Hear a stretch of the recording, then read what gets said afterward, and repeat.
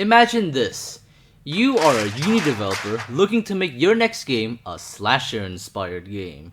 You look for inspirations and eventually come across Puppet Combo and take some pages from his games. Now let's say you have everything implemented in the game, but you couldn't quite get the game looking the way you want it to.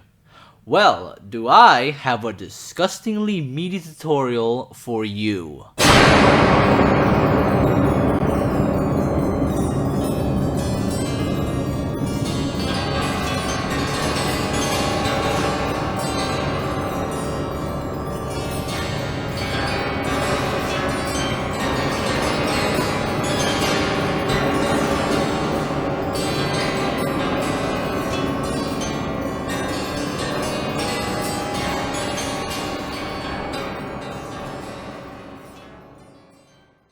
I also want to add in several disclaimers.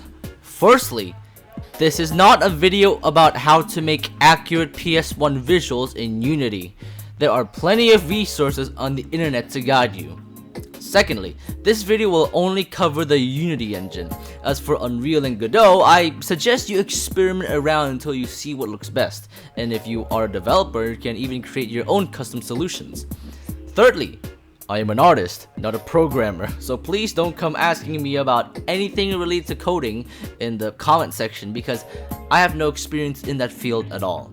Fourth, this tutorial will only cover free assets. But I digress.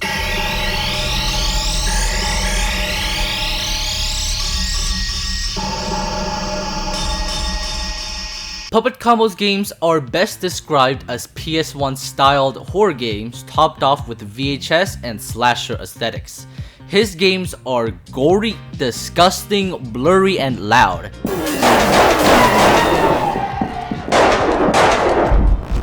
It's what makes Puppet Combo, and I've taken the liberty of slowly examining his games the past few months to achieve his aesthetic as closely as possible. This tutorial will be covering 4 areas: environment, sound, effects, and fonts. Environment covers the levels itself, textures, and models. Sound covers where Puppet Combo mostly gets his sound effects from and how he distorts them.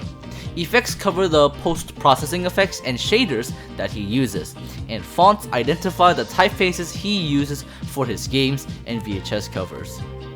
Now I will be using Unity 2021.3.27F1 LTS, try saying that 5 times fast, for this tutorial, and we'll be using the built-in rendering pipeline as these shaders only work on BRP.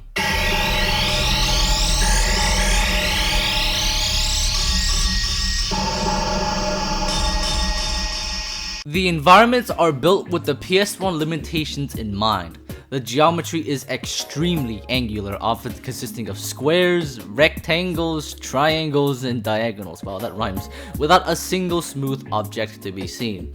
Any additional details, such as trees or fences, are presented as literal flat planes. Models also follow these sets of rules.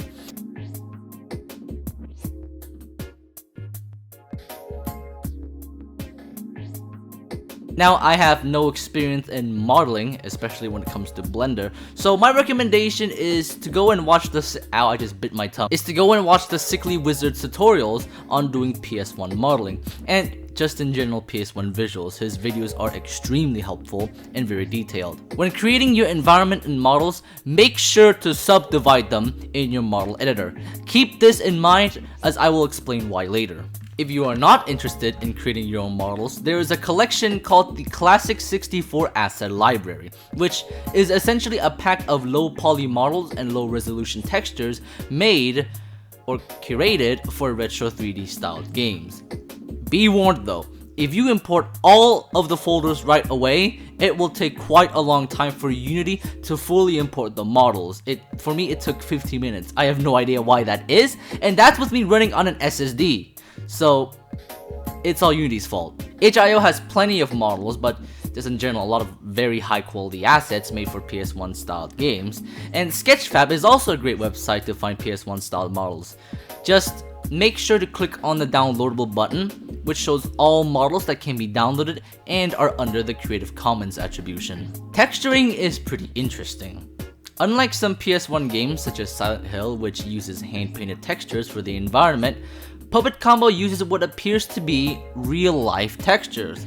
Now, I cannot get an exact guess on what resolution these textures are, but going by the limitations of the PS1, the absolute maximum allowed resolution on the system is 256x. So really, it's a range of resolutions from 32x to 256x.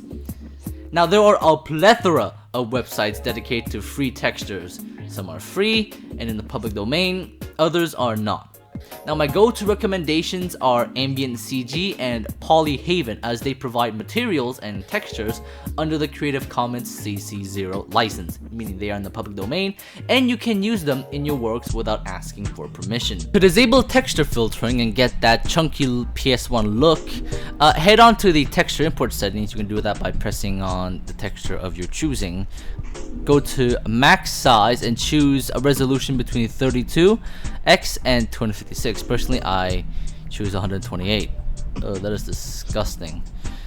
And then the next step is to go to filter mode and switch from bilinear to point. And there you go.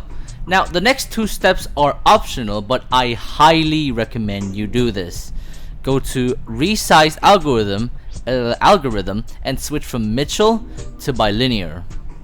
Now, Mitchell applies like this sort of smoothing filter over the texture, whereas bilinear doesn't have it and leaves the pixels fully raw.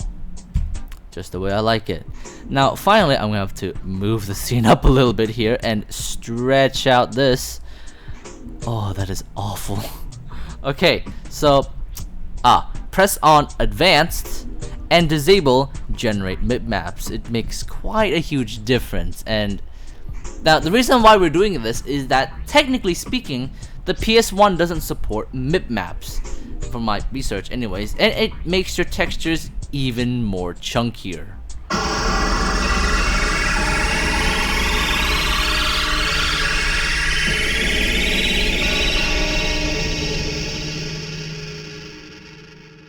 Puppet Combo sources a lot of sound effects from freesound.org, a website which hosts sound effects in the public domain and is just in general a really great website.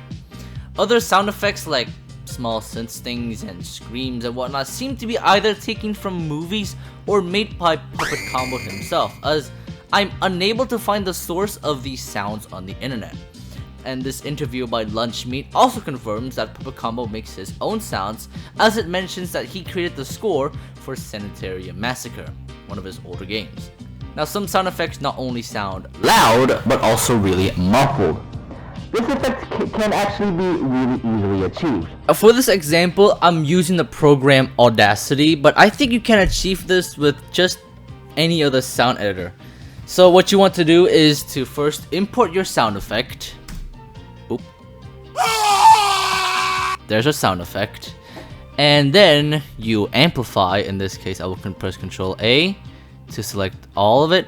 Go to amplify and go to something obscene like, I don't know, 30 decibels with allowed clipping enabled. Oh, okay. That's that is Puppet Combo. So after that, you apply a low pass filter. It's around here somewhere. I know it. I don't like this menu at all. Here we go.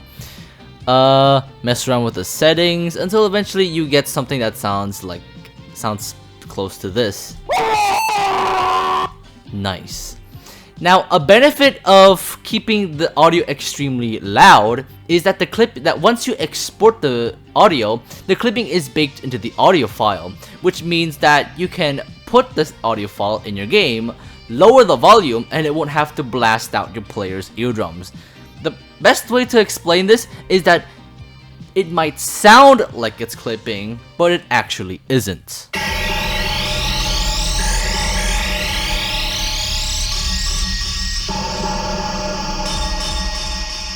The effects are the heart and soul of Puppet Combo. It's what gives his games its signature look, an uncanny retro vibe that is smeared with VHS aesthetics. Now this one is a bit harder as Puppet Combo uses multiple effects all at once to achieve the look. Therefore, this section will be split into two: PS1 effects and post effects. For PS1 effects, there are 3 assets available for free that you could use: PSX Shader Kit, which is available on the Unity Asset Store, PSX Retro Shader created by dsoft20, which is on GitHub, and the Haunted PS1 Render Pipeline, also available on GitHub. PSX Shader Kit is much newer and comes with additional features such as dithering and interlacing, and is my personal go-to.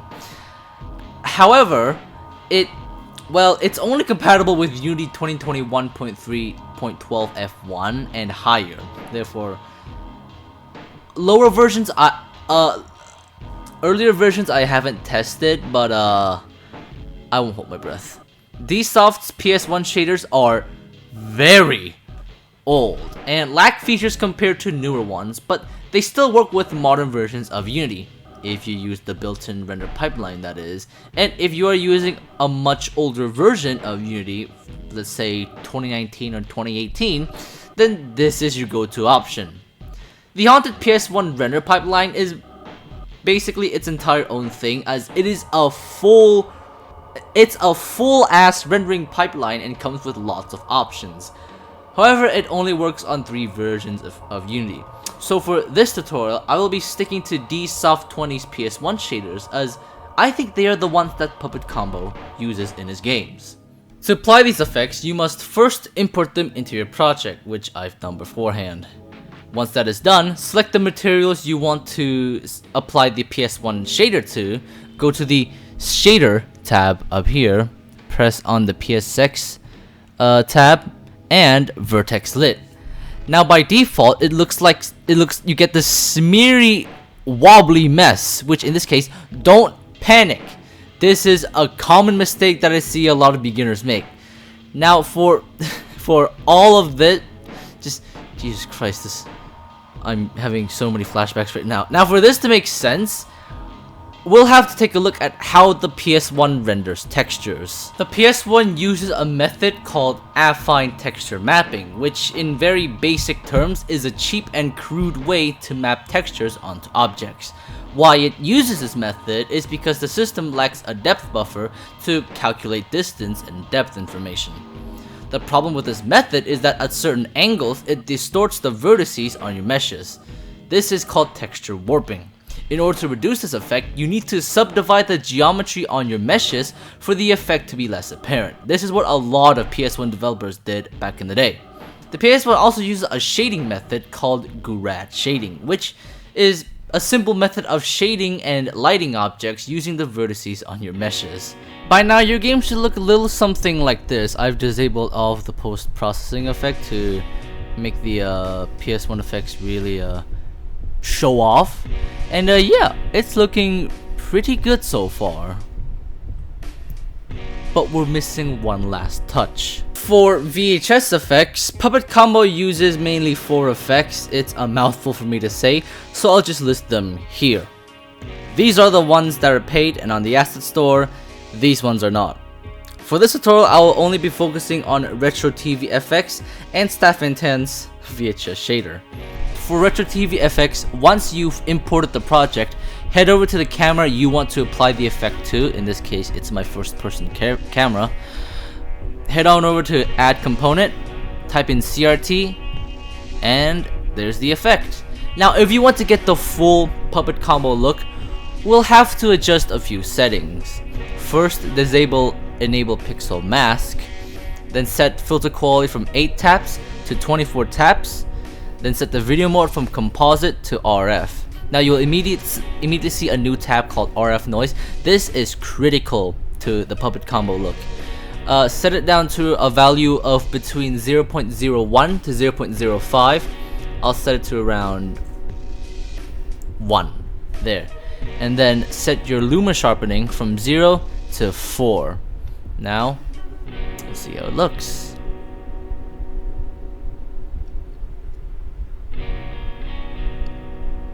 Incredible. We're not done yet, however. This is where Staff Intense VHS Shader comes in. Now, Puppet Combo appears to use a modified version of it in Non-Massacre and Feed Me Billy, since it looks nothing like what the shader looks by default, and I can't seem to find the modified version or a modified version of it on the internet anywhere. So I've taken the liberty and forked the project on GitHub and modified it to look identical to what Puppet Combo uses. You can download it on my GitHub. Once you have imported the custom VHS shader into the project, go to Add Component and search for Glitch Effect. Now by default, it doesn't come with the necessary components for it to display properly, but it's as easy as attaching the shader into the script, which is called VHS Post-Process Effect, and attaching the VHS video effect you want in the script and in the video player. So here there are, you have 4 options to choose from. I'll choose this one and this one. Then set the glitch effect script above the CRT effect for it to display properly. Ah, nice. And now we should be good to go. Would you look at that? If you have followed every step that I've showed you in this video, your game should now look like this. Yes, the effects can be toned down a little bit. Yes, I could use a bit more detail in this level, but I mean, this looks like a Puppet Combo game.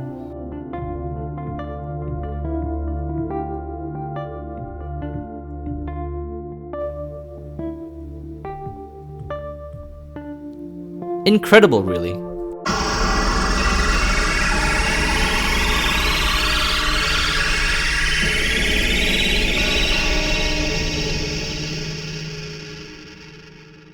Puppet Combo uses a wide variety of typefaces for many of his games, posters, and promotional material. Some fonts appear to be hand-painted, such as the Christmas Massacre logo, while others came from websites and type foundries. Now, due to the wide variety of fonts, I wasn't able to identify all of them. And even then, you can find similar fonts for free, so there's really no point in doing it. A very common typeface you will see in Puppet Combo's games is Arial. More specifically is Arial Regular, Arial Narrow, Arial Black, and Arial Bold. They are used in the start sequences of most games, in the main menu, promotional material, and moving in between areas in the Night Ripper. Arial should come bundled with your Windows install by default. The best way to check this is by heading to the Font tab on Settings and typing in Arial. Arial should also come bundled with macOS as well. Another common typeface you will see is this bitmapped VHS font. It is used in the menus for most games and in the Puppet Combo logo. The typeface appears to be VCR OSD Mono, a very popular VHS font actually, which is used in a lot of VHS styled videos that you will see on YouTube and retro or VHS styled games. You can get this typeface on the font. ITC's Shatter is used in the Non-Massacre logo and in this promotional picture. The typeface, however, costs around $40. If you want to find horror-themed fonts, good old thefont.com is here to save you once again. Just press on the horror section and you should be presented with dozens and dozens of options. Now, there are typefaces that only permit personal use and some that don't even allow both commercial and personal use, meaning that if you publish a game with these typefaces embedded, you might get yourself into hot water. Now, take these words with a grain of salt, as I'm not a lawyer and I've actually never seen this happen in person, but it is still a possibility.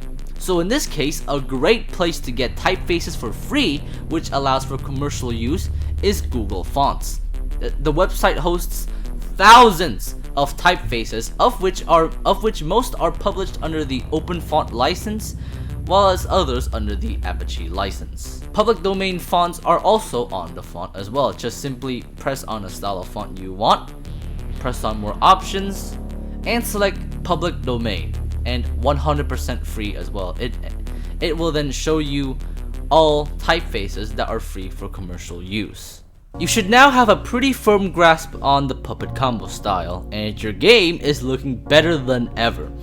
Now, achieving this style doesn't mean that you have to follow the steps I have outlined. I completely encourage experimentation. You can expand further upon these steps and even make your own unique style inspired by Puppet Combo. With that out of the way, this tutorial has now concluded. I've been working on this non-stop for the past 3 days now. I've lost a lot of water because of sweating in this hot fucking attic, so sharing this video to others is very appreciated. If Ben Kukuza himself is watching this, hey. Anyways, thank you for listening this long, and as always, be kind and rewind.